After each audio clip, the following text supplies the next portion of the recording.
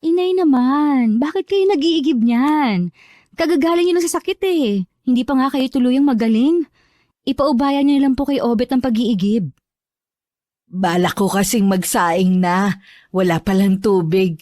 Hayaan mo na malit at timbalang naman to. Kahit na po, Nay. Ako na pong bahala dyan at sa pagluluto. Magpahinga na lang po kayo. Sige na po. Nako, magaan lang naman ang trabaho ng pagluluto. Kaya ko na yan. Ginagawa mo naman akong imbalido eh. Naku, Nay. Huwag pong matigas ang ulo. Sige na po, pumasok na kayo ng bahay. Ako na lang po ang magbubuhat nitong timba. Pakiramdam ko tuloy dito sa bahay, wala na akong silbi. Huwag niyo pong sabihin yan. Iniingatan lang po kita, Inay. Naaawa na kasi ko sa'yo eh. Halos ikaw nang umako ng trabaho dito sa bahay. Hindi mo na tuloy maasikaso ang sarili mo. Hindi naman po ako nagreklamo eh. Nasaan na nga po pala si Obet? Nagpaalam kanina na maghahanap daw sila ng gagamba ng mga kaibigan niya. Pinayagan ko na kasi wala namang pasok. Wag lang ka ako magpapaabot ng gabi sa labas. Inuuna pa talaga niya ang paghahanap ng gagamba kaysa mag-igib ng tubig. Hayaan mo na, maaasahan naman ang kapatid mo sa maraming bagay. Tsaka, hayaan natin ma-enjoy ng kapatid mo ang kabataan niya. Sa bagay nga po. Sumang-ayon naman ako sa sinabi ni Inay. Mabait, masipag mag-aral, at maaasahan naman ang bunso kong kapatid na si Obet. Kaya lamang, may pagkaisip bata pa rin ito sa edad na 16. Hindi na inaasahan no ni Inay na magbubuntis pa siya kay Obet. Dahil nasa mahigit 40 na rin ang kanyang edad, naging mahirap na para sa kanya ang pagbubuntis. At pagkapanganak nga niya sa bunso kong kapatid, naging masasakitin na ang inay. Hanggang maospital nga siya. May 1 buwan nang nakakalipas. Diferensya sa buto ang resulta ng mga doktor na tumingin sa kanya. Marupok na raw ang buto niya sa may bandang balakang. Yun ang dahilan kung bakit nakakaranas ng pagkaparalisa ang inay. Sinabi pa ng doktor na kung ooperahan daw, baka hindi na rin kayanin ng inay dahil sa edad nito. 4 kami magkakapatid. Ang panganay na si Kuya Abel ay may sarili ng pamilya at sa kabilang baryo piniling manirahan. Ang sumunod naman sa akin na si Kuya Nelson ay sa sityo din namin nakatira, kasama ang buntis nitong asawa. Bagamat nasa iisang lugar kami, malayo naman ang bahay nila. Ako, si Nanay at si Obet na lamang ang nakatira sa bahay namin. Ang ama namin ay malao ng yumao. 3 taon pa lang noon ang bunso naming kapatid. Away sa inuman na naging sanhi na maaga niyang pagkasawi. Habang kumakain kami ng hapunan, inungkat ni Inay ang tungkol sa trabaho ko sa bayan. Kailan ka nga pala babalik sa bayan, Clara? Aba, mahigit 1 buwan ka nang nandito sa bahay ah. Tuluyan na po ako nagpaalam sa mag-asawang amo ko. Ano? Ako bang dahilan kung bakit ka umalis sa trabaho mo? Opo, Nay. Hindi naman po pwedeng wala kayong kasama dito sa bahay. Hindi naman po natin pwedeng asahan si Obet dahil nag-aaral pa. Hindi niya po kayo mababantayan. Hindi mo naman ako kailangan bantayan ng 24 oras eh. Nakakakilos pa naman ako. Ako po ang kausap ng doktor niyo, Nay. Sinabi nga po na hindi pwede na wala kayong kasama dito sa bahay. Inisip ko nga na ibenta na ang natitira nating lupa sa likod nitong bahay natin. Pangdagdag sa gastusin natin. Alam ko naman na hindi biro ang mga gamot na kailangan bilhin. Huwag niyo na pong isipin pa yon. Nakalimutan ko palang banggitin kanina. Galing po ako sa bahay ni na Kuya Abel. Napag-usapan na po namin kung ano ang magandang plano. Sabi ko po kasi na ako na lang ang mag-aalaga sa inyo. Plano ko po na magtayo ng sari-sari store dito sa atin. May naipon naman po ako sa pagkatrabaho ko sa mag-asawang Chinese. Si Kuya Nelson po ibinebenta yung alaga nilang baka. Magbibigay po siya ng kaunting puhunan. Ganon din po si Kuya Abel. Hindi ba kaya ibebenta ng Kuya Nelson mo ang alaga nilang baka para sa panganganak ng asawa niyang si Alice? Oho, Nay. Payag naman po si Ate Alice. Sobra-sobra naman daw po yung makukuha nilang pera kapag naibenta yung baka nila. Ang babait talaga ng mga kapatid mo at mga napangasawa nila. Ang sabi nga, ang mabait na anak ay galing sa mga magulang. Pero ang mabait na asawa ay bigay ng Panginoon. Napangiti na lang ako sa sinabi ni nanay. Totoo naman kasi ang mga sinabi niya. Marami pa kami na pag-usapan habang kumakain kami. Kinumusta ko rin si Obet at kung kailan ang pasukan nila. Noon ko lang napuna na pumipiyok na siya tuwing nagsasalita. Konting panahon na lang ay magiging ganap na siyang binata. Nang mga sumunod na araw, naging abala ko sa pag-aasikaso sa aming sari-sari store. Dahil sa liblib at malayo kami sa bayan at halos 3 oras din ang biyahe, naging mabenta ang bigas, mga delata, noodles at itlog sa amin. 1 linggo pa lang kami nagtitinda ay lumakas na agad ang tindahan. Mabuti na lamang nagdagdag si Kuya Abel ng puhunan. Tuwing araw ng Sabado at walang pasok sa eskwelahan, nagpapasama ako kay Obet sa pamamalengke sa bayan. Minsan pa uwi kami. Napansin ko na ang bahay na dinadaanan namin ay may nakatira na. Isang ali kasi ang nakita kong nagwawali sa silong ng bahay. Pagdating sa amin, habang inaayos ko ang pinamili, tinanong ko si nanay. May nakatira na pala sa bahay dyan malapit sa kalsada? Oo, mag-ina daw ang nakatira sa bahay na yan, sabi ni Maring Nita. Nakita ko nga po yung ali na nagwawali sa silong ng bahay nila. Bumili nga kahapon yung anak niyang binata dito sa atin eh. Mukha namang mabait at mahiyain. Siyempre po, mahihiya pa yon kasi bagong salta pa lang dito sa lugar natin. Hindi nga nalalayo sa iyo ang edad eh. At saka mukhang foreigner ang itsura. Siguro tatay nun foreigner. Talaga po? Oo, makikilala mo rin yon. Lalo't ikaw naman lagi ang tumatao dito sa tindahan. Bakit kaya silang mag-ina lang ang nakatira sa bahay na yun? Wala rin akong makuhang impormasyon eh. Alam mo naman na hindi na ako masyadong naglalabas ng bahay. Tsaka yun lang ang sabi ni Maring Nita. Si Aling Nita talaga. Magkukwento lang eh, kulang pa sa impormasyon. Aba, interesado ka talaga sa bago nating kapitbahay ah. Siyempre po, gusto ko lang din sila makilala. Yun lang naman po eh. Akala ko dahil sa sinabi kong mukhang foreigner. Nay naman? O bakit? Wala namang masama kung sakali na magkagustuhan kayo ah. Dalaga ka naman. Hindi ang kumerengkeng ang prioridad ko. Kaya tigilan niyo na ako sa panunukso sa akin. Nangingiti na lang ang inay habang nakatingin sa akin. Ako naman umiwas ng tingin. Baka kasi mapatawa ako bigla.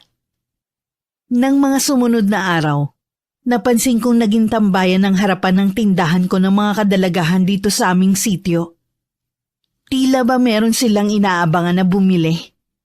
Nagkahinala agad ako na baka ang bago naming kapitbayang hinihintay ng mga yon. Naiiling na lang ako na inabala ko na lang ang sarili ko sa paglilista ng mga kulang sa tindahan.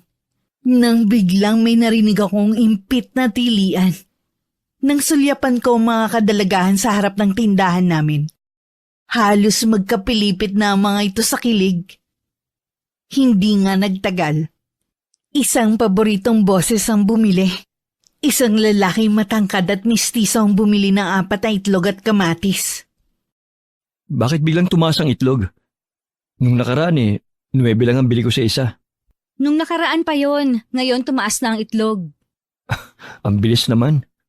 Parang natulog lang ako, biglang taas na. Kung nagrereklamo ka, sa iba ka nalang bumili. O di kaya sa bayan. Tiyak mura doon, ikaw nga lang mamamasahe.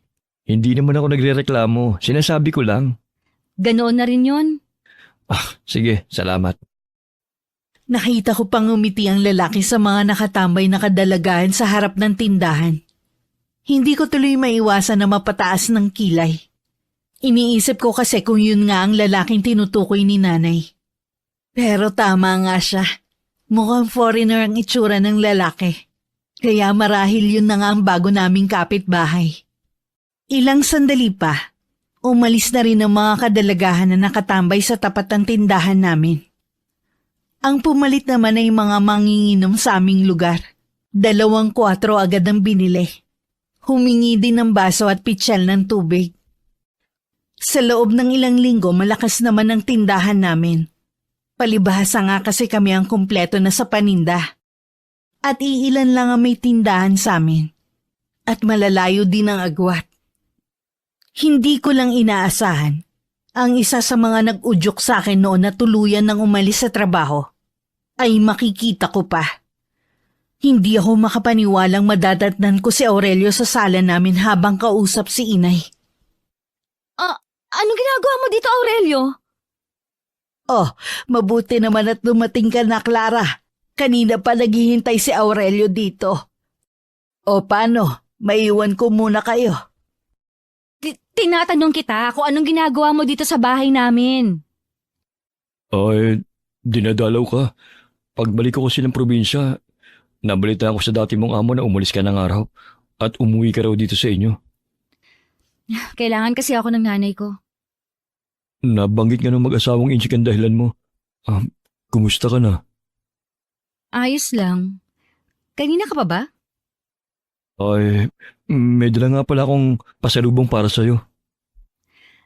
Aurelio, kasi may gagawin pa kasi ako ngayon. Ganun ba? Sige, uuwi na ako. Kanina pa naman ako rito eh. Gusto lang kasi kita makita. Ay, di ba nag-usap na tayo dati? Akala ko naliwanagan ka na sa desisyon ko. Clara, sana maunawaan mo rin ako. Hindi ganun kadali yung pinapagawa mo. Mahal na mahal kita. Lahat gagawin ko para sa'yo. Sarili mo lang ang pinapahirapan mo eh. Marami pa namang ibang babae dyan. Sila na lang ang ligawan mo, wag na ako. Pero ikaw lang ang gusto ko, Clara. Hindi ang ibang babae. Huwag mo sana akong ipagtulakan sa kanila. Hindi ka ba napapagod sa kasasuyo mo sa akin? Wala kang maaasahan sa akin. Hindi ang pakikipagnobyo ang prioridad ko ngayon. Handa naman ako maghintay eh. Mapapagod ka lang sa paghihintay mo sa akin. Sa huli, wala ka rin mapapala. Ikaw nga ang dahilan kung bakit ako umalis sa trabaho. Tapos ngayon, dito mo naman ako kukulitin sa bahay namin. Clara, sana naman. Nakikiusap ako. Umalis ka na. Hindi itong huli natin pagkikita, Clara. Hindi ako ganun kadaling sumuko. Alam mo ba, imbis na maawa ako sa'yo, nag-uumpisa na akong mainis sa'yo dahil sa pangungulit mo. Dahil nagmamahal lang ako at paulit-ulit ako manunuyo sa'yo. Hindi rin ako mapapagod na ipagtabuyan ka ng paulit-ulit hanggang magsawa ka. Clara, lagi kong pinagdarasal na sana magising ka isang araw na mahal mo na ako. Hindi yan mangyayari, kaya umalis ka na. Sa totoo lang, inaabala mo na ako. Laylay ang balikat na pumanaog sa bahay namin si Aurelio. Naiiling na sinundan ko na lamang siya ng tingin. Nang wala na si Aurelio, tsaka naman lumabas mula sa kusina ang inay. Kibit balikat lang ang itinugon ko sa nagtatanong niyang tingin sa akin. Gaya ng inaasahan ko, paulit-ulit na pumupunta si Aurelio sa bahay namin. Ilang beses ko rin siyang pinagtatabuyan. Hanggang dumating ang araw na hindi ko na siya hinaharap. Tanging si inay na lang ang humaharap sa kanya at nagdadahilan na wala ako. Hindi ka ba naaawa sa manliligaw mo, Clara? Naaawa naman po noong una. Pero katagalan nakakainis na. Ang kulit kasi. Bakit hindi mo bigyan ng pagkakataon na kilalanin siya? Malay mo, kalaunan magustuhan mo rin siya. Malabo po yon, Nay. Sa loob ng 1 taong panliligaw niya sa akin, wala akong makapangnikatiting na pagkagusto sa kanya. Mukha naman siyang mabait. Ano kaya ang dahilan bakit hindi mo siya magustuhan? Hindi ko rin po alam, Nay. Basta, mabigat po ang loob ko sa kanya, kahit wala naman siyang ginagawang masama. Siguro hindi mo lang talaga siya gusto. May ganun kasi eh. Tsaka po, hindi ko nakikita ang sarili ko sa pag-aasawa. Hindi ko po yun prioridad. Ha? Wala ka bang balak mag-asawa? Meron naman po, pero hindi pa sa ngayon. Aba, 25 ka na nga, Clara. Dapat ka may nobyo ka na ngayon. Makakapaghintay naman po yan. Hindi ko kailangang magmadali. Anong hindi mo kailangan magmadali? Sa edad mong yan, may ikukonsidera na ganyang edad may asawa na. Bakit naman po sina kuya 30 na mga nakapag-asawa? Lalaki naman sila. Ikaw babae. Baka mamaya kapag umabot ka na sa edad na 30, mahirapan ka na mabuntis. Kapag nag-asawa po ako, paano kayo ni Obet? Huwag mo kaming intindihin ng kapatid mo. Ang isipin mo ang sarili mong kaligayahan. Kayo po ang kaligayahan ko. Ang alagaan kayo. Alam ko naman yon.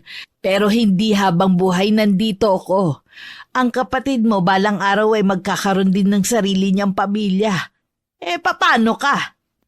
Huwag niyo po munang isipin yon. Matagal pa po yon. Kung ayaw mo kay Aurelio, dapat maghanap ka pa rin ng magiging nobyo mo. Nay naman, parang desperada na ako niyan Alam mo ba yung bago nating kapitbahay dyan? Binata pa pala talaga. Malay mo magkagustuhan kayo. Malalahian na tayo ng lahing foreigner. Sigurado po ba kayong foreigner ang tatay nun? Baka anak na engkanto kaya ganun ang itsura niya. Di ba's lalong maganda? Makakarating tayo sa mundo ng mga engkanto. Balita ko sobrang ganda daw sa lugar nila Kayo talaga nahay kung ano-anong mga sinasabi.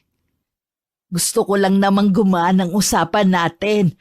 Lagi kasing nakakunot ang noo mo Para bang pasan mo lagi ang mundo. Ganito lang naman po ako dahil kay Aurelio Sobrang kulit niya kasi. Hayaan mo na. Magsasawa din yun sa kakasuyo sa'yo. Sana nga po, Nay. Baka dahil sa kanya mamuti agad ang buhok ko sa ulo. Tumawa na lang ang inay sa huli kong sinabi. Nakitawa na rin ako kahit sa kaloob-looban ng puso ko ay naroon pa rin ang pag-aalala. Nang mga nagdaang araw ay laging umuulan. Dahil hindi pa sementado ang kalsada papuntang bayan, pahirapan ang biyahe. Bihira din ang may tricycle sa aming sitio. Madalas ang bumabiyahe ay mga habal-habal. Kaya ganun na lang ang gulat ko nang sabihin ni nanay na kinausap niya ang bago naming kapitbahay para arkilahin ang tricycle nito. Yun na ang simula ng paglalapit namin ni Ronnie. Habang tumatagal, marami akong natutuklasan sa kanyang magagandang katangian. Napapadala siya ata ang pagtambay ni Ronnie dito Gusto lang po niyang makipagkwentuhan. Nanliligaw na ba siya sa'yo? Nay naman, magkaibigan lang po kami ni Ronnie.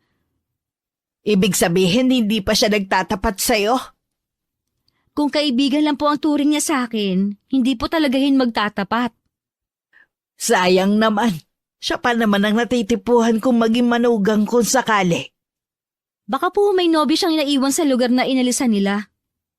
Baka nga. Pero ikaw ba? May pagtingin ka na ba kay Ronnie?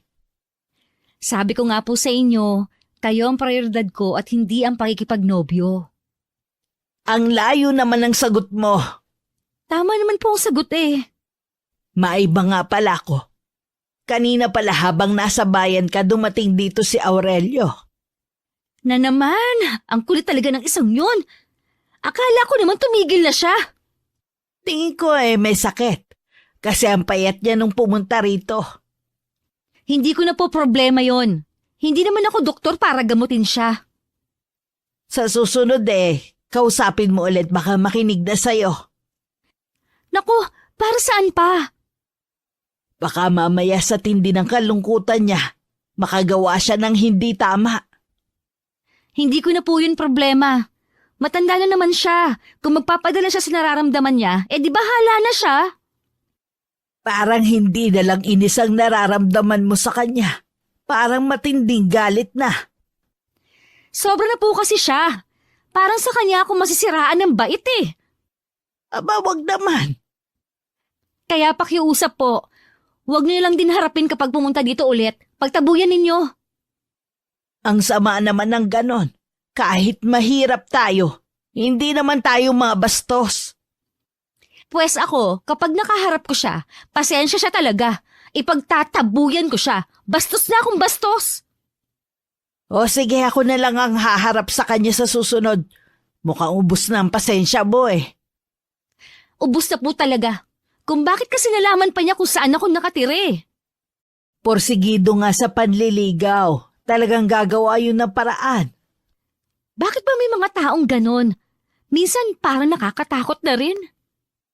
Kinabukasan nga ng hapon, naging bisita ko si Aurelio. Nagkataon kasing nasa labas ako ng bahay, kaya wala akong pagpipilian kundi ang harapin siya. Sa pagkakataong yun, hindi ko na maitago ang pagkairita ko. Hindi ko rin kinuha ang pasalubong na dala niya. Ipinatong na lang niya yun sa katabing upuan. Wala pa rin akong imek kahit nung bumati siya sa akin. Pinaramdam ko talaga sa kanya ang disgusto ko sa pagdalaw niya sa akin. Wala na akong pakialam kung nagiging bastos na ako sa paningin niya. Naisip ko kasi na baka yun lang ang kailangan para tuluyan na niya akong layuan. Mukhang hindi maganda ang araw mo ngayon ha. Ay, ang totoo niyan, sirang-sira talaga ang araw ko kapag dumadalaw ka. Bakit naman? Nagtanong pa talaga. Alam mo bang nalulungkot at nasasaktan ako tuwing ganyan mo ako pinapakihirapan? Ang kulit mo naman kasi. Hindi ka makaintindi. 1,000 beses ko na nga sinabi sa'yo na wala kang aasahan sa akin. Pero lagi ka pa rin pumupunta dito. Ano bang dapat kong gawin para mahalin mo rin ako, Clara? Wala kang dapat gawin. Kasi kahit anong pagpupumilit mo, hindi kita magugustuhan. Hindi ako naniniwala. Alam ko may pagtingin ka rin sa akin. Baka naguguluhan ka lang dahil kailangan ka pa ng pamilya mo. Handa naman ako maghintay eh. Kung gusto mo, tutulungan pa kita sa gastusin sa pamilya mo eh. Talaga bang sarado na yung utak mo sa mga paliwanag ko, ha? Wala kang aasahan sa akin, hindi kita gusto. Magtapat ka nga sa akin. May iba ka na bang nagugustuhan? Yung tricycle driver na yun ba ang pinagmamalaki mo, ha? Minamatsagan mo ba ang bawat kilos ko, ha? Sagutin mo tinatanong ko sa'yo! Ang kapal naman ng mukha mo na pagtaasan ako ng boses sa mismong pamamahay namin. Patawarin mo ako, Clara. Nadala lang ako sa sobrang selos ko sa lalaking yun eh. Siya bang dahilan kung bakit hindi mo ako magustuhan? Ang mabuti pa, umalis ka na at huwag nang babalik kahit kailan. Ayaw na kita makita pa. Maawa ka naman sa akin. Huwag mo naman akong ipagtabo yan. Tanggapin mo na lang na kahit kailan, hindi kita magugustuhan. Hindi ko kaya, Clara. Mula nung una kitang makita, ikaw nang idinambana ko sa puso ko. Kahit sambahin mo pa ako, hindi kita magagawang mahalin. Luluhod ako sa harapan mo kung kinakailangan. Ano ba? Tumayo ka nga! Huwag mo na maibaba ng gusto ang pagkatao mo. Mahal na mahal kita, Clara. Mamamatay ako kapag tuloy na kitang hindi makita. Mabuti pa nga! Para na kasi tayong sirampla nito eh. Gawin mo na ang gusto mong gawin sa buhay mo. Hindi nakaligtas sa aking paningin ang pagguhit ng galit sa mga mata ni Aurelio. Kahit papano, nakonsensya ako sa mga pinagsasabi ko sa kanya. Hanggang tumayo at naglakad siya palabas ng bahay namin. Piping dasal ko na sana'y huwag na siyang babalik pa. Napapahinga na lang ako ng malalim na dinampot ang pasalubong niya. Isinama ko yun sa mga dati niya nang ibinigay sa akin na hindi ko man lang pinagkaabalahan na buksan. Nung araw na yun ako lang mag-isa sa bahay namin. Nasa eskwelahan kasi ang kapatid ko at si nanay naman ay dumalaw sa bahay ng kuya ko. Dumadaing na kasi ng pananakitan siya ng hipag ko. Baka anumang sandali ay manganak na siya. Habang nasa labas ako ng tindahan at nagwawalis. Pakiramdam ko may mga matang nakamasid sa akin.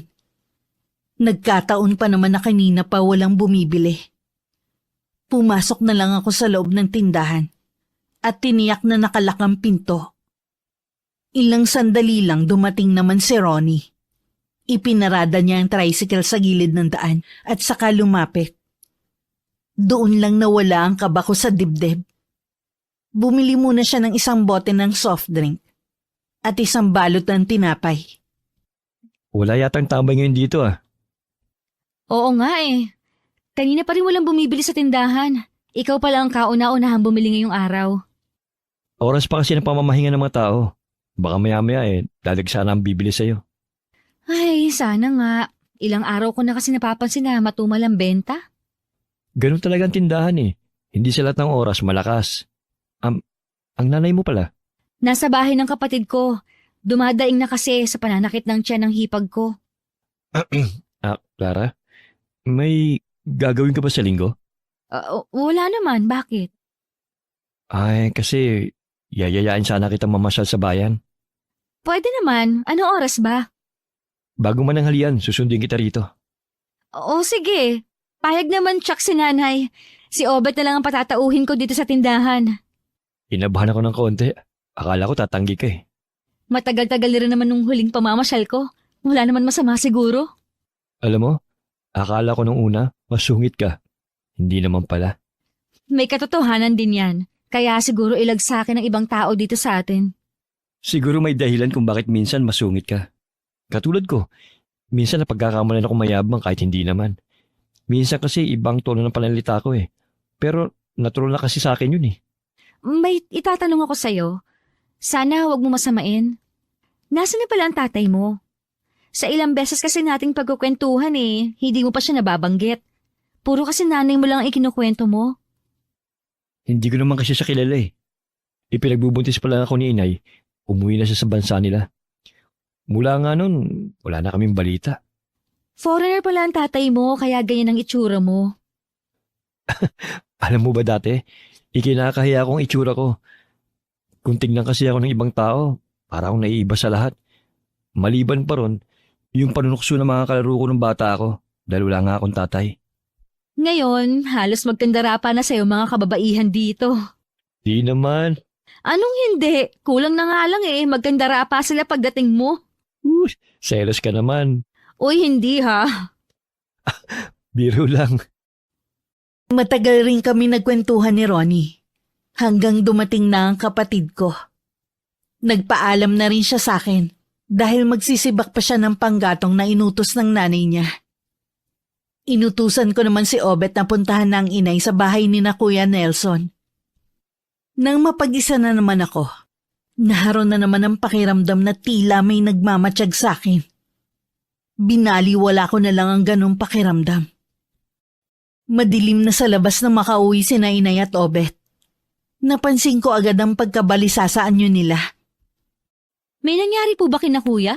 Wala, iha. Iniwan ko silang naroon ng kumadron ng sigwada. Bakit pa parang balisa kayo? Hindi ko alam kung paano to sasabihin eh. Ano po ba yon? Kasi kanina nakasalubong namin si Aurelio.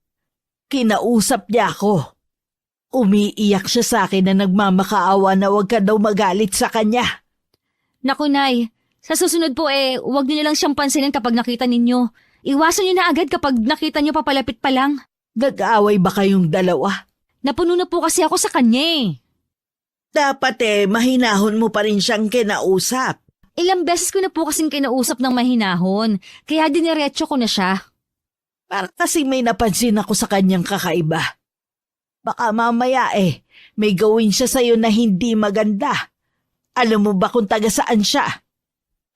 Sa pagkakaalam ko po, dayo lang siya sa lugar natin. Taga malayong probinsya po siya. Sana lang matauhan na siya. Marami pa namang babae riyan. Hindi ko tuloy maiwasan na matakot para sa'yo. Yun din ang hinihiling ko para tigilan na ako ni Aurelio.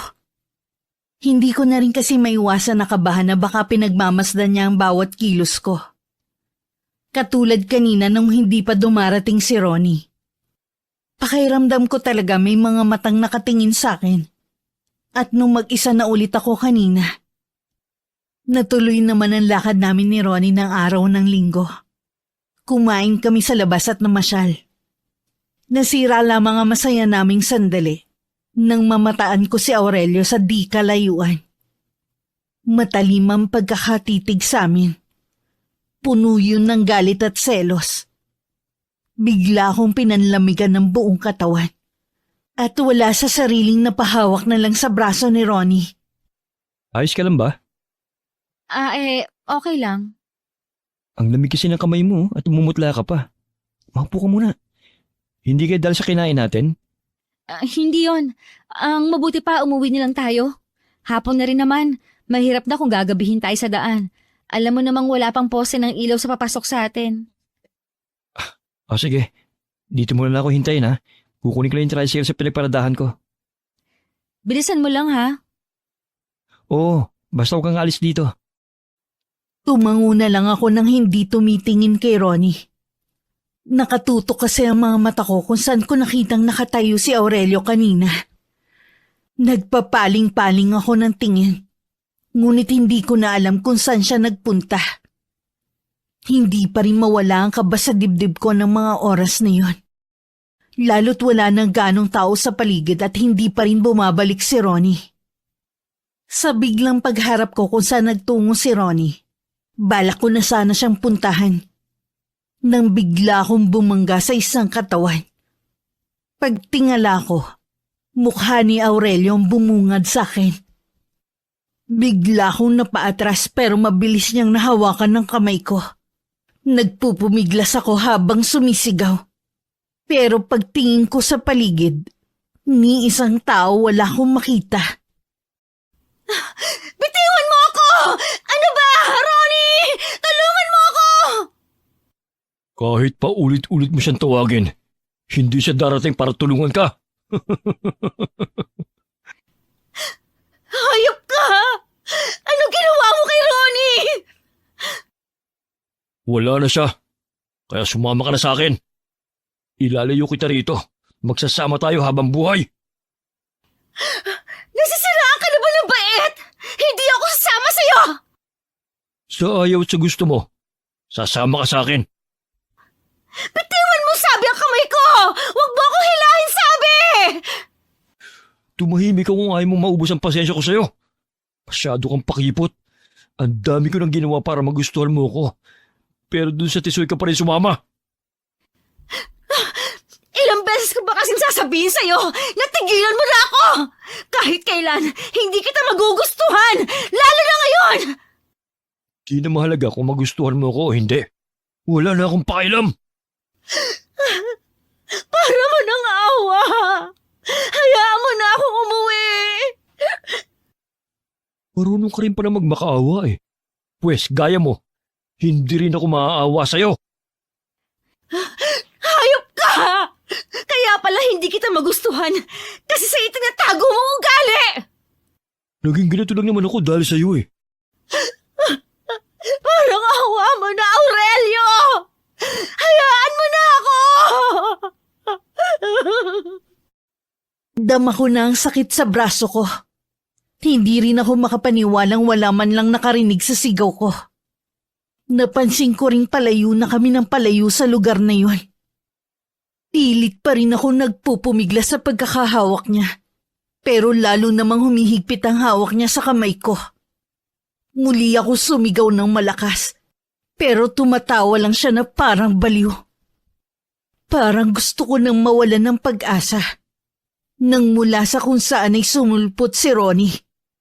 Isang bigwas ang pinakawalan niya kay Aurelio. Na siyang dahilan para mabitiwan niya ang kamay ko. Nang bumalandra siya sa lupa, kinubabawan naman siya ni Ronnie. At sunod-sunod na suntok ang pinakawalan sa kanya. Napatutop na lang ako sa sariling bibig habang pinanunood ang pangbubuno ng dalawa. Agad namang nakabawi si Aurelio. Gumaganti naman siya ngayon ng suntok kay Ronnie. Pero sa tagisan nila ng lakas, si Ronnie pa rin na nagwagi. Paika-ikang lumayo si Aurelio. Akmang hahabulin siya ni Ronnie nang pinigilan ko na siya. Pabayaan mo na siya. Pasensya ka na kung natagalan ako ha. May bigla kasi pumalo sa ulo ko kanina eh. Kaya sandali akong nawalan ng ulirat. Chuck, siya rin ang may gawa noon sa'yo. Ayos ka lang ba talaga? Hindi ka ba niya sinaktan? Hindi naman. Natakot lang talaga ako. Ngayon ko lang naalala.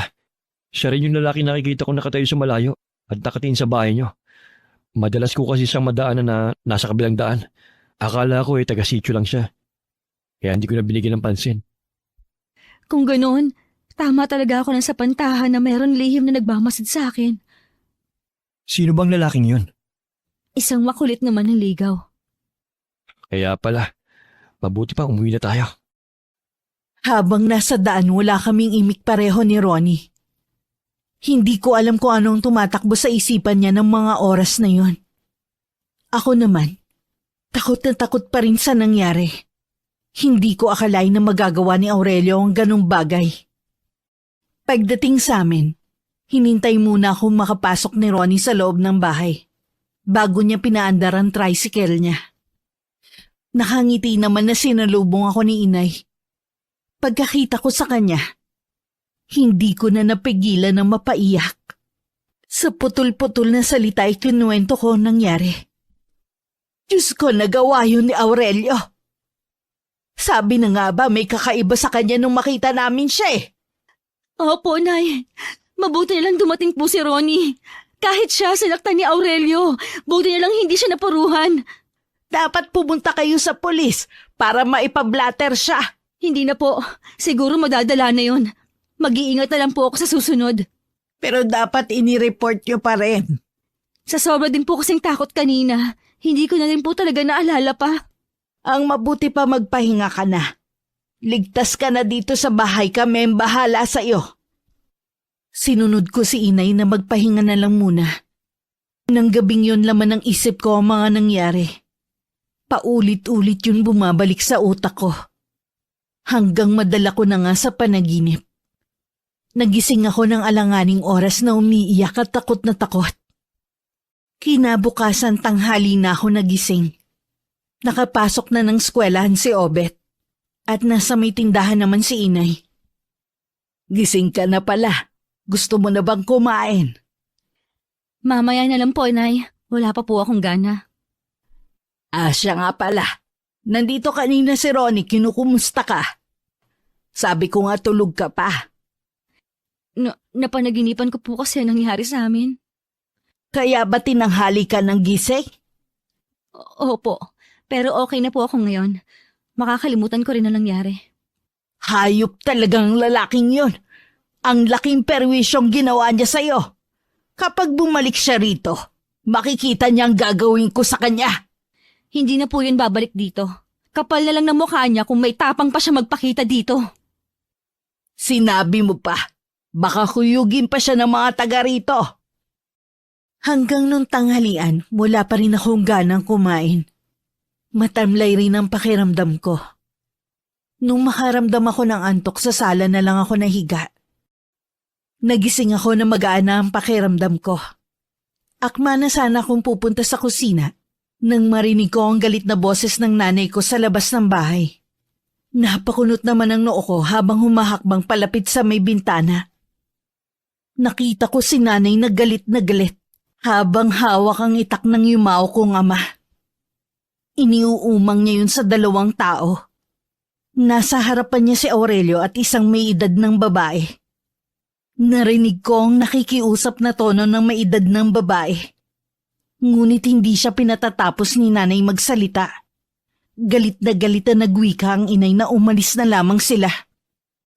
Kung ayaw niyo matikman ang galit ko, umalis na kayo!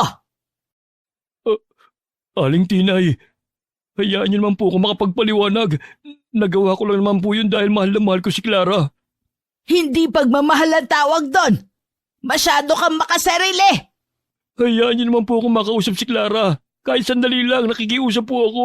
Sinabi ng... Inay, mabuti pang pumasok na kayo dito sa loob. Baka kumapano pa kayo. Clara? Diyan ka lang, huwag kang lalapit. Ang kapal naman ng mukha mo para pumunta dito sa amin. Clara, hayaan mo naman sana ako makapagpaliwanag. Palinis ang hangarin ko sa'yo. Katunayan, kasama kong inay ko. Handa kong panagutan ang ginawa ko. Talaga? Handa ka magpakulong dahil sa ginawa mo? Clara naman, hindi yun ang ibig kong mangyari. Pwes, yun ang gusto kong mangyari sa'yo. Wala nang iba! Kung kinakailangan, luluhod ako sa harapan mo, mapatawad mo lang ako.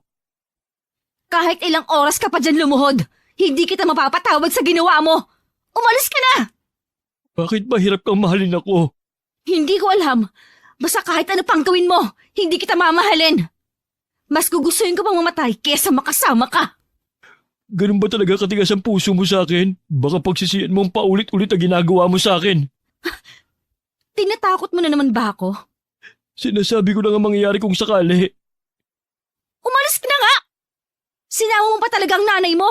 Akala mo naman maaawa ako sa'yo. Lahat ginawa ko na para sa'yo. Pero hindi mo pa rin ako magawang mahalin. Tandaan mo ang araw na ito, Clara. Ang paulit-ulit na pagdurog mo sa puso ko. Mararanasan mo rin to balang araw. Hindi ko alam pero bigla akong kinilabutan sa mga katagang binitiwan ni Aurelio. Kahit nung wala na sila ng kanyang ina, nakatayo pa rin ang mga balahibo ko sa katawan. Bahagya pa ako napapitlag nang hawakan ako ni inay sa braso. Napakalamig kasi nun. Niyaya na niya akong pumasok sa bahay namin. Nung gabing yun maaga kami nagsara ng tindahan. Siguro pareho kami ng nararamdaman ni inay. Sa hapunan naman, halos hindi ko malunok ang kinakain ko. Matindi pa rin kasi ang kaba sa dibdib ko. Kahit nung gabing nakahiga na ako, mukha pa rin ni Aurelio ang nakikita ko. Isang linggo pagkatapos ng pangyayaring yun, wala na kami naging balita kay Aurelio. Kahit papano nakahinga na ako ng maluwag. Baka pinagsabihan ng nanay niya. Sana nga po makinig siya. Alam mo kahit yung nanay niya, hindi ko gusto ang aura. Ewan ko ba, ang hirap ipaliwanag. Hindi ko po masyadong maalala mukha nung nanay niya. Sa kanya lang kasi ako nakatuon ng atensyon nun eh. Grabe din makatingin nung nanay sa'yo. Parang lalamunin ka ng buo. Lalo na nang pinagsasabihan mo si Aurelio. Huwag na nga po natin silang pag-usapan. Ang importante po hindi na sila manggugulo sa atin. O sige, siya nga pala nak. Dadalawin ko lang ang kuya at hipag mo ha. Mamayang hapon din uuwi rin ako. Sige po, Nay. Pero wag po kayong gagawa doon. Tsaka po yung gamot ninyo, dalhin nyo. Parang ikaw lang din ang kuya mo. Ayaw akong pakilusin kapag nandun ako. Tama lang naman po yun. Mahirap na, baka ma-ospital ulit kayo. Kahit maagang kinuhang tatay nyo, napakaswerte ko naman sa inyong mga anak ko. Nung umalis si nanay, naiwan naman ako mag-isa sa bahay. Wala rin ganong bumibili sa tindahan. Kaya inabala ko na lang ang sarili ko sa paglilinis ng bahay. Noon lang din kasi ko nagkaroon ng oras. Habang nagpupunas ako ng eskaparate, napansin ko ang mga regalo at pasalubong sa akin ni Aurelio na hindi man lang nagalaw. Inilagay ko na lang lahat yun sa sako. Kapag may pagkakataon, ako mismo ang susunog nun. Nung hapon dumating naman si Ronnie galing sa pamamasada. Hindi na ba ulit nagpunta rito yung manliligaw mo? Nabanggit kasi sa akin ni Obet na pinuntahan ka raw dito. Hindi na. Baka natauhan na rin. Pasensya ka na nga pala ha, kung hindi kita masyado napupuntahan dito. Sinasamantala ko lang na malakas ang biyahe ko ngayon. Hinuhulugan ko pa kasi itong tricycle ko eh. Ayos lang, naiintindihan ko naman. Wala yata yung mga customer mo na manginginom. Di ba ganitong oras nandito na sila? Ay, sa totoo lang, kahit sila, hindi na rin bumibili rito sa tindahan namin. Mas lalong tumumal ang benta namin. Hindi ko alam bakit. Ganun naman talaga ang mga tindahan eh. Huwag ka mawala ng pag-asa. Mali mo sa mga susunod na araw lumakas na ulit. Sana nga. Dito ko kasi kinukuha ang pambili ko ng gamot ni inay. Tsaka yung gatas para sa buto niya. Medyo may kamahalan din kasi. Kung may maitutulong ako, huwag ka mahihiya magsabi ha. Naku, gusto ko lang maglabas ng saloobin. Wala akong ibig sabihin. Natural lang sa magkaibigan na nagdadamayan. Huwag ka mag-alala. Wala akong iniisip na anumang masama sa sinabi mo. Meron pa naman ako mga kapatid. Kapag nagipit ako pwede akong lumapit sa kanila. Wala na naman yata yung nanay mo. Nandun sa bahay ng kapatid ko. Pauwi na rin yon. Sabi ko kasi huwag magpapagabi Clara, alam ko na hindi naging maganda ang unang paglabas natin. Pero sana hindi ka madala. Iyayayain sana ulit kita sa araw ng linggo, kung okay lang sa'yo. Oo naman. Tsaka kalimutan mo na nangyari ng araw na yon. Pilit ko na rin kasing kinakalimutan. Oo, hindi ko na rin babanggitin ulit. Naulit pa ng ilang beses ang paglabas-labas namin ni Ronnie. Hanggang regular na ang pamamasyal namin.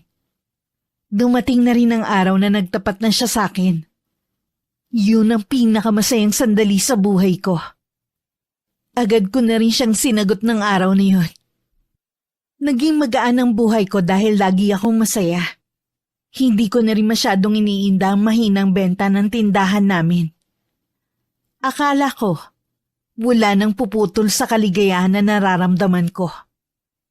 Hanggang isang araw, pagising ko nung umagang yun, may napulot akong manika. Hindi ko alam kung sadya ba yung iniwan sa tapat ng pinto namin. Maganda ang manika kaya naman itinabi ko yun. Dahil malimit na ako lang ang naiiwan sa bahay. Madalas kasi nasa bahay ng kapatid ko si nanay. Si Obet naman maghapon sa eskwelahan. May mga pagkakataon na basta na lang ako nakakaramdam ng pangingilabot. Sa gabi naman, wala naman akong iniisip na problema. Pero malimit balisa ako at hindi makatulog. Madalas tuloy mainit ang ulo ko pagising. Bakit ba ang sungit mo sa kapatid mo? Parang nagtatanong lang eh. Paano kasi? Puro lang siya pagkakagastusan. Malay ko kung para talaga sa project niya yung hinihingi niyang pera. Kaya nga nagtatanong muna siya kung may extra ka dyang pera. At isa pa talaga namang sa project niya yung gagamitin. Huwag na siya mag-project, wala akong pera dito. Teka nga lang, Clara. Bakit ba napapansin ko eh? Laging mainit ang ulo mo nitong nakaraang araw. Nag-away ba kayo ni Ronnie? Hindi ho. May problema ka ba na hindi sinasabi sa akin? Wala po akong problema. Sigurado ka ba? Oo nga, bakit ba ang kulit ninyo? Clara, bakit ganyan kang sumagot? Baka nakakalimutan mo nanay mo ko. Ay, ano ngayon? Kesyo ba, nanay ko kayo? Wala na akong karapatang sumagot? Huwag niyo rin po sanang kalilimutan kung sino nagpapakahirap sa buhay na to. Abat! Sa inis ko, tinalikuran ko si nanay. Nagkulong na lang ako maghapon sa kwarto. Hinayaan ko na lang na sila ng kapatid ko ang magbantay ng tindahan. Pakiramdam ko kasi ng mga sandaling yun. Pagod na pagod ako kahit wala pa akong ginagawang trabaho sa araw na yon. Pinilit ko na lang matulog. Baka makabawi ako sa mga puyat ko nung nagdaang gabi. Pero dinalaw lang ako ng masamang panaginip. Paggising ko, hindi ko na rin maalala ang laman ng panaginip ko. Pero natitiyak kong masama yun. Dahil butil-butil ang pawis ko at hinihingal pa ako ng magising. Lumabas ako ng kwarto at dumiretso sa kusina. Kumuha ko ng tubig. Pakiramdam ko uhaw na uhaw ako. Kulang ang isang pitchel ng tubig na nainom ko kaya kumuha pa ulit ako. Naiiyak na ako ng mga oras na yun. Dahil hindi mapawi-pawi ang nararamdaman kong uhaw. Sa ganun ako napasukan ni nanay. Ayos ka lang ba, Clara? Oo, nauuhaw lang po ako. Ginigising kita kanina para kumain sana. Pero ang himbing ng tulog mo. Ilang gabi na po kasi akong hindi makatulog kaya bumawi lang ako. May bumabagabag ba sa'yo kaya hindi ka makatulog? Wala po, basta hindi lang ako dalawin ng antok sa gabi. Mamaya igagawa kita ng tsaang gubat. Mainam yun para sa hindi makatulog sa gabi. Marahan lang akong tumango kay inay at saka na ako bumalik sa kwarto ko. Hindi ko na nakita pa ang nagtatakang tingin sa akin ni inay. Pagdating sa kwarto ko, nahiga na lang ako. Pero bigla rin ako napabangon. May naaninag kasi akong itim na usok sa kisame. Makailang beses kong kinusot ang mga mata ko. Pero naroon pa rin ang itim na usok. Sa takot ko napatakbo ko palabas. Nakasalubong ko pa ang nagtatakang si inay. Oh, bakit humahangos ka palabas ng kwarto mo? Wala po, inay. Ano ba nangyayari sa'yo, anak? Bakit kakaiba ang kinikilos mo nitong mga nakaraang araw? Hindi ko rin po alam eh. Mabuti pa ipapatawas kita.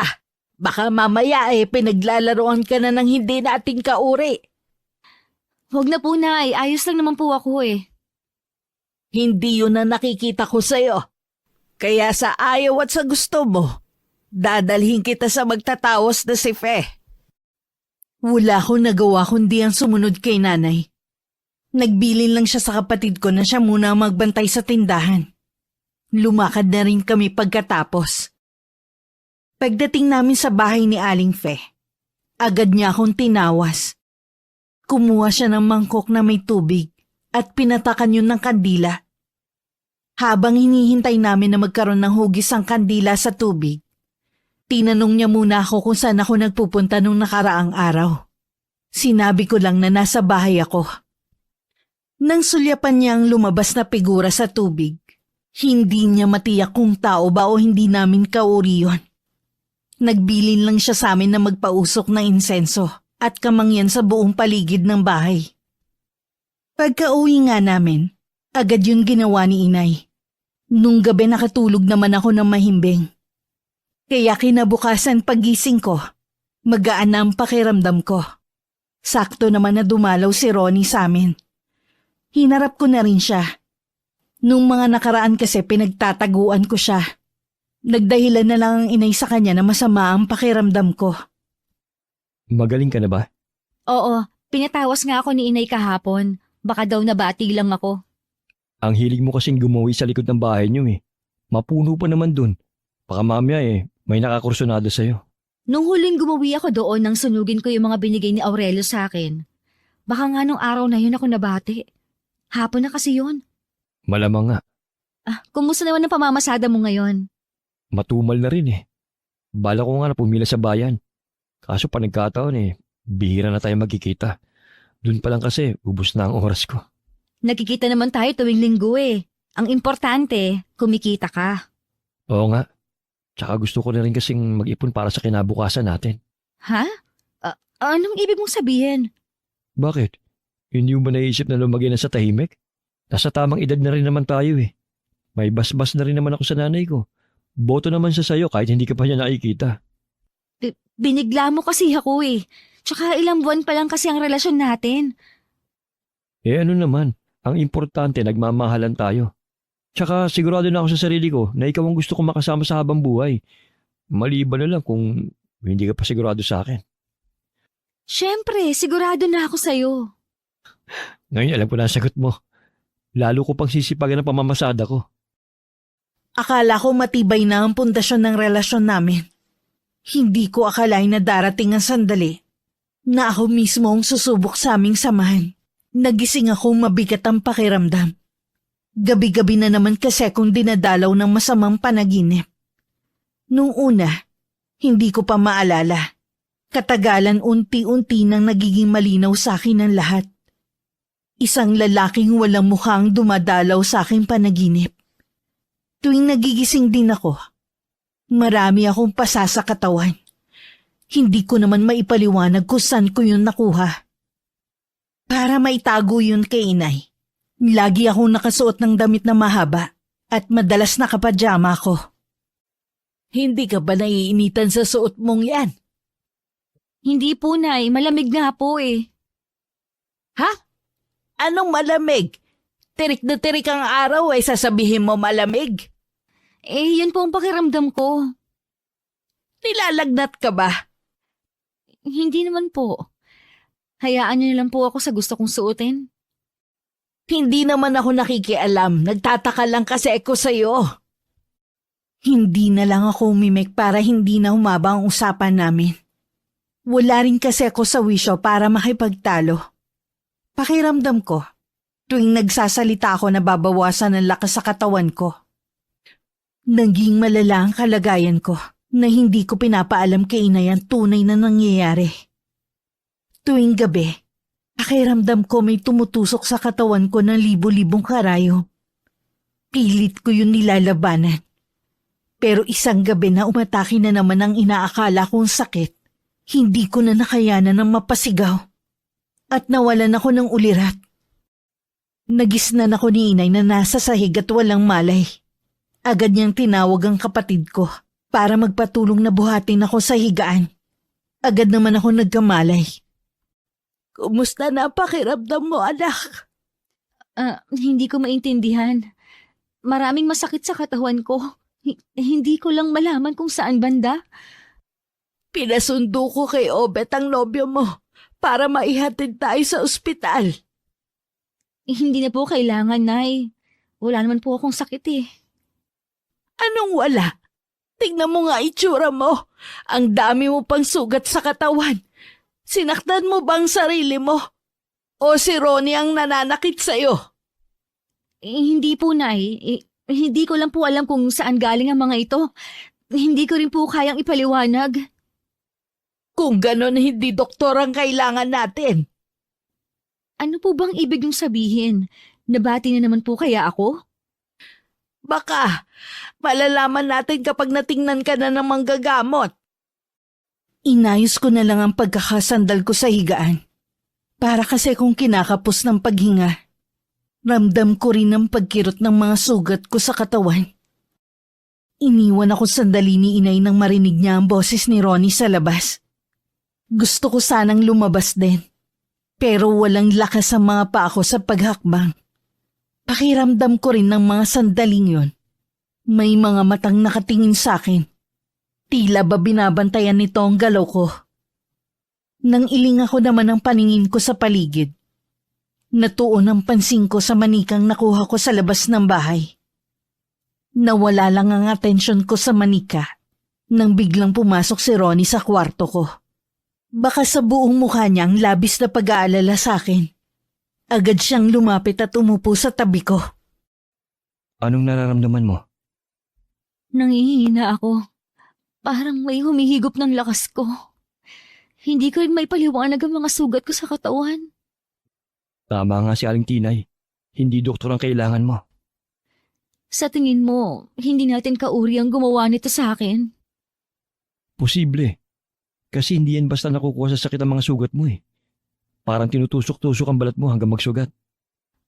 Magtatawas lang ang meron dito sa sitio namin. Walang albularyo dito. Huwag kang mag-alala. Meron ditong albularyo. Sa katunayan, magaling siya manggagamot. May kakilala ka? Sino? Ang nanay ko. Wala nga lang siya ngayon sa bahay. Pero oras na dumating siya, papupuntahin ko siya kagad dito. Salamat ha. Natatakot na talaga ako eh. Bakit ngayon mo lang kasi sinabi sa akin na may nangyayari na pala sa'yo? Kung hindi ka pa hinimatay, hindi pa namin malalaman.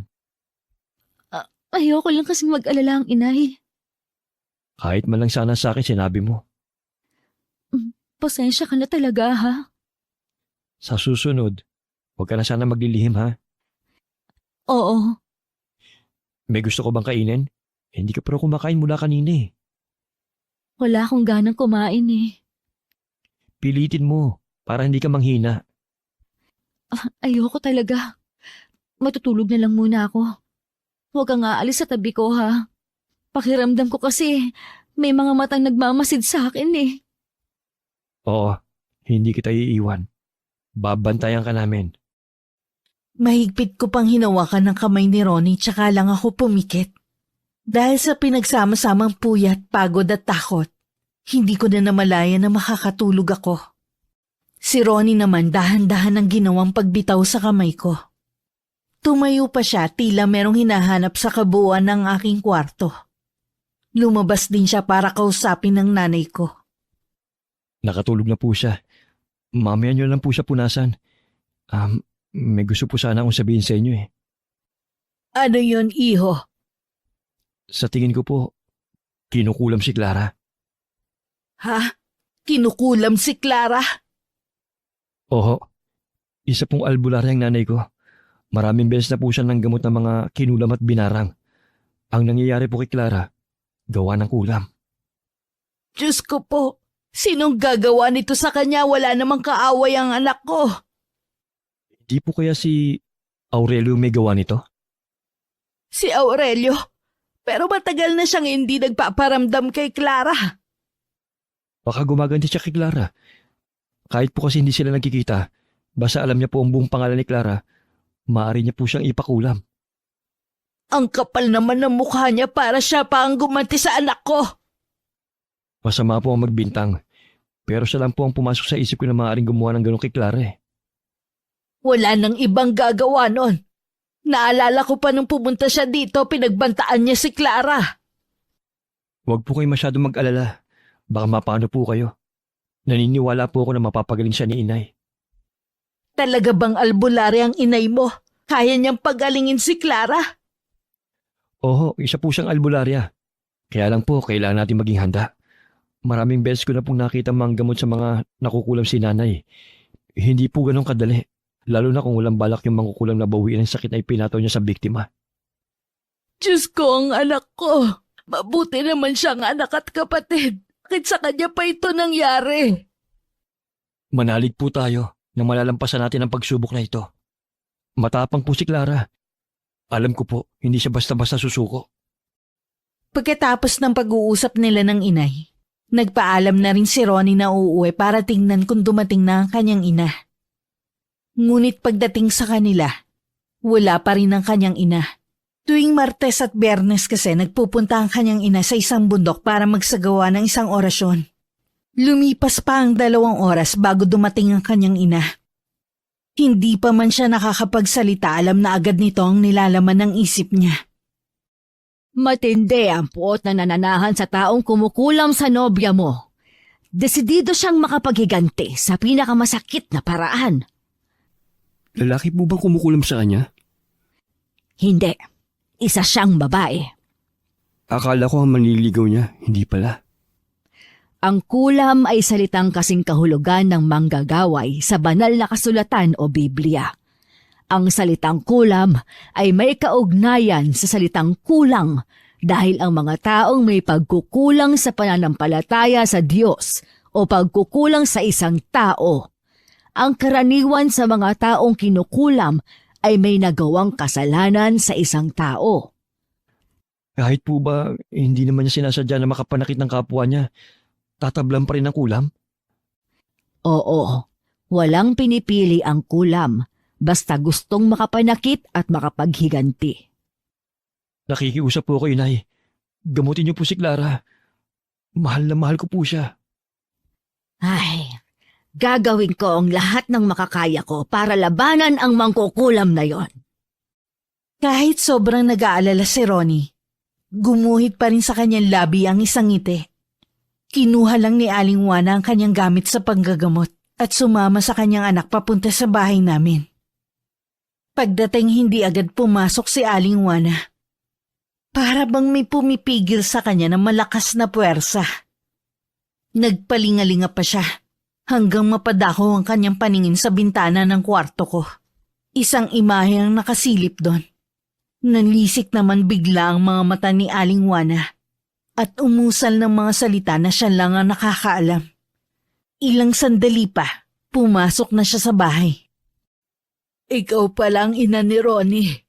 Pasensya na't sa ganito pa tayo nagkakilala. Hindi naman mahalaga kung anong panahon tayo nagkakilala. Ang mahalaga ngayon, gumaling si Clara. Nasa silid niya si Clara.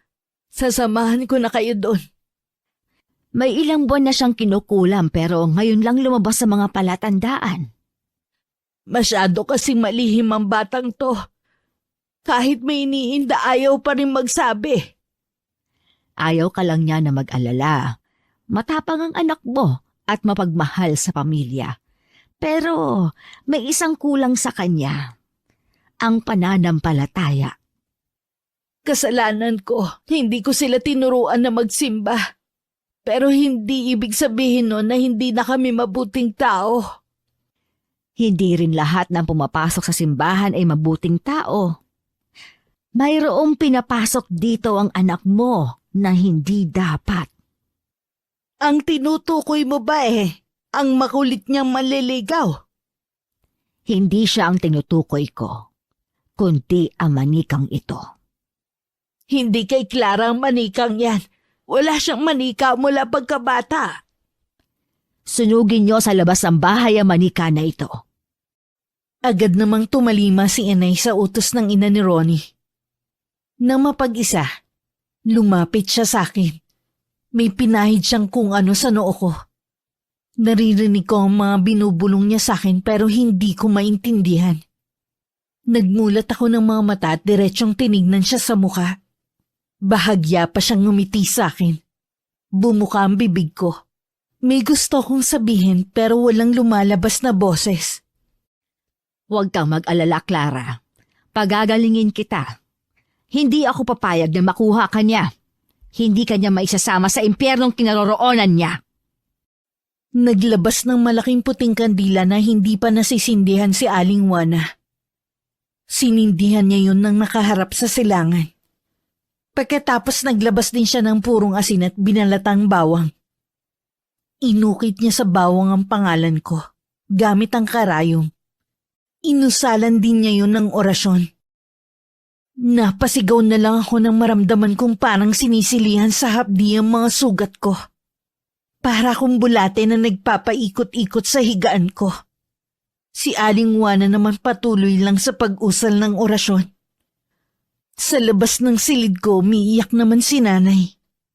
Nasa tabi niya si Obet na labis din ang pag-aalala sa akin. Magtiwala lang po kayo. Magagawa ni nanay na mapagaling si Clara. May kasalanan din ako sa nangyari kay Clara. Hindi ko siya tinuruan na maging malapit sa Diyos. Lahat ng mga anak ko. May pagkakataon pa naman po eh. Hintayin na lang po natin na gumaling si Clara.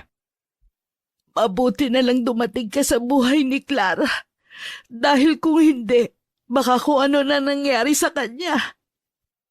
Iniisip ko nga po, nasaan na kaya si Aurelio ngayon? Sabi po kasi ni nanay, babayang kumukulam sa kanya. Kahit anong pakiusap ni Aling Juana sa taong kumukulam sa akin, matigas itong bawiin ang sakit na binigay sa akin. Makailang beses niya itong kinausap sa pamamagitan ng isip. Pero hinarangan lang nito ng itim na mahika para hindi malaman ang pagkakakilanlan niya. Walang nagawa si Aling Juana kundi magsagawa muli ng orasyon at tatalo sa kulam. Ngunit sadyang malakas ang kalaban. Hindi niya akalaing matatalo siya nito. Isang malakas na sigaw ang kumawala sa kanya. Napasugod naman si Ronnie. Agad niyang dinaluhan ng kanyang ina. Nay, Masyado siyang malakas. Ngayon lang ako nakatagpo ng ganitong itim na mahika. paano po si Clara? Huwag kang mag-alala.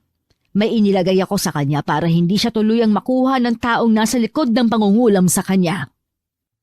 Nay, magpahinga muna kayo.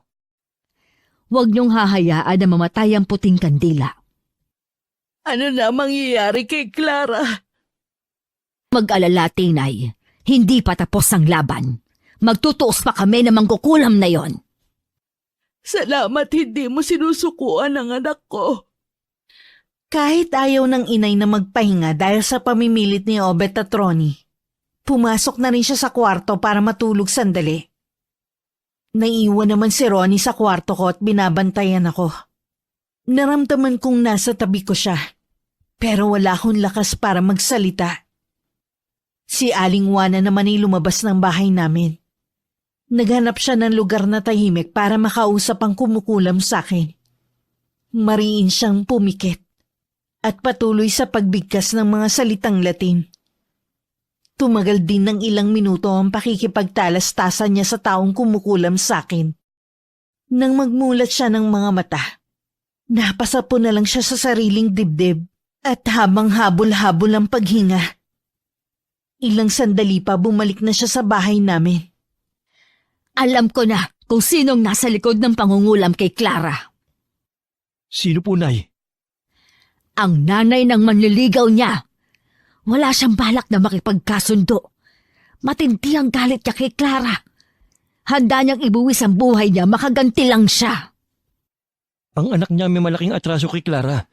Bakit kailangan silang gumanti? Hindi mo nauunawaan, iho. Labis ang kanyang pagdadalamhati. Wala na ang anak niya. Hindi malinaw sa akin kung anong ikinamatay niya. Patay ni si Aurelio? Isa lang ang malinaw. Si Clara ang sinisisi niya sa pagkamatay ng anak niya. Naguguluhan ako. Pagkatapos ng lahat ng ito, alamin mo ang katotohanan. Sa ngayon, kailangan ko siyang matalo para gumaling si Clara. Muling nagsagawa ng orasyon si Aling Juana. Sa pagkakataong yun, mas malakas na orasyon ang ginamit niya. Sa lakas ng puwersa, may hangin nang umiikot sa loob ng kwarto. Halos matanggal na rin ang kurtina sa pagkakakabit sa bintana. Umuugong din ng malakas na hangin sa buong kwarto. Napakapit pa si Ronnie sa aparador na nandun. Dahil pakiwari niya matatangay siya ng malakas na hangin. Napakapit pa si Ronnie sa aparador na nandun. Dahil pakiwari niya matatangay siya ng malakas na hangin. Inabot pa ng kinabukasan ng panggagamot sa akin ni Aling Juana. Hanggang kasi ng mga oras na yun, hindi pa rin sumusunod ang ina ni Aurelio. Wala nang pagpipilian si Aling Juana, kundi ilabas ang alas niya. Isang nakakapinsalang mahika ang ginamit niya. Dahil doon, matinding lakas ang nawala sa kanya, na halos mapapugto sa kanyang paghinga.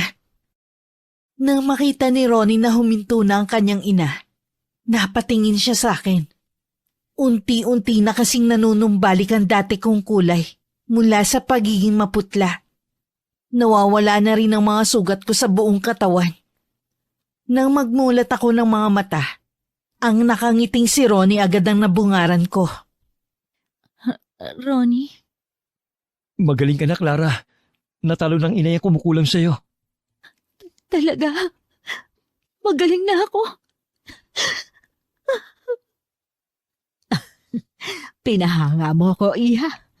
Hindi ka sumuko kahit hirap ka na.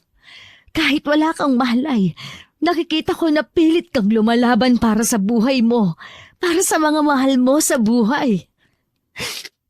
Salamat po, Aling Juana. Utang ko sa inyo ang pangalawang buhay ko. Utang mo sa kanya ang pangalawang mong buhay, hindi sa akin. Ginawa lang niya akong instrumento para magpagaling ng mga taong nangangailangan. Parang isang masamang panaginip lang ang lahat ng mga nangyari sa akin. Agad kong niyakap si Inay at si Obet. Akala ko talaga hindi ko na sila mayiyakap ng ganon. Pare-pareho kaming lumuluha ng mga oras na yon. Nagdesisyon kami ni Inay na wag nang ipaalam sa iba ko pang kapatid ang nangyari sa akin. Pagkatapos ng pangyayaring yun, pumunta kaming mag-anak sa simbahan para magpasalamat at humingi ng kapatawaran. Sa kabila ng lahat, hindi pa rin ako mapakali. May gusto kasi akong gawin para matahimik na ako, na siya namang mariing tinututulan ng aking ina. Bakit kailangan mo pang alamin ang tungkol sa kanya? Gusto ko lang naman pong malaman ang ikinamatay niya. Hindi nga tayo sigurado kung patay na nga talaga siya. Kaya nga po gusto kong alamin. Hindi mo maiaalis sa akin na mag-alala. Kaya hindi ko gusto ang gagawin mo. Kasama ko naman po si Ronnie. Hindi naman po niya ako pababayaan. Siguradong kalat na ang nangyari sa'yo. Bakit kailangan mo pang balikan? Hindi po kasi ako matatahimik eh. Intindihin mo rin sana, Clara. Kung alam mo lang yung nararamdaman ko nung nakaratay ka, halos mamatay na ako sa sobrang pag-aalala. Hindi ko na ipinilit ang gusto kong mangyari kay Inay. Pero buo na ang pasya ko na alamin ang nangyari kay Aurelio. Araw ng linggo sinundo ako ni Ronnie. Ang paalam namin kay Inay, mamamasyal lang kami. Nang sumakay ako sa tricycle ni Ronnie, masaya pang kumuway sa amin ang Inay. Nagtanong-tanong kami sa mga dati kong katrabaho na nakakakilala kay Aurelio. Naggulat ako sa nalaman sa kanila. Nagpakamatay di umano ang lalaki dahil sa matinding kabiguan. Hiningi ko na rin ang address ni Aurelio. Ngayon alam na natin na wala na talaga si Aurelio. Sigurado ka bang gusto mo pang pumunta sa bahay nila? Gusto ko lang humingi ng kapatawaran sa nanay niya. Wala ka namang kasalanan sa kanila eh. Nagawang kitli ni Aurelio ang buhay niya nang dahil sa akin. Nandito na rin tayo kaya tapusin na natin. Okay, sige. Nakarating kami sa isang liblib na lugar na madalang na ang mga bahay. Isang alay ang nagturo sa amin kung saan makikita ang bahay ni Aurelio at ng ina nito. Isang matandang babaeng naabutan namin sa bakuran nila. Agad yung pumasok sa loob ng bahay nang makita niya kami. Natitiyak kong yun na ang ina ni Aurelio. Mula sa puso ko, kinausap ko ang matandang babae. Gusto ko lang pong humingi ng kapatawaran sa mga masasakit na salitang binitiwan ko sa anak ninyo. Pinapatawad ko na rin po kayo sa ginawa ninyo sa akin. Kalimutan na po natin na nangyari. Umalis na tayo. Malapit ang dumilim. Nang naglalakad na kami palayo, narinig ko pa ang paglangit-ngit ng pintuan. Hindi na ako lumingon. Nung umalis kami sa lugar na yun, nawala na ang bigat sa dibdib ko. Alam ko na patawad na rin ako ng ina ni Aurelio. Makalipas ang 1 taon, ikinasal na kami ni Ronnie. 2 taon pa ang lumipas bago ako nagdalang tao. Pero ng mga panahon na yun, ay namatay rin ang aking ina. Dahil sa komplikasyon sa kanyang sakit. Sa kasalukuyan, nakatira na kami sa bayan. Meron kaming munting sari-sari store na pandagdag sa aming pang-araw-araw na gastusin. Samantalang si Ronnie, may nakuhang maayos na trabaho na malapit sa amin. Sa bawat araw na lumilipas, hindi namin nakakalimutan na magpasalamat sa Panginoon sa mga biyayang natatanggap namin sa araw-araw. Wakas. Inay naman, bakit kayo nag-iigib niyan?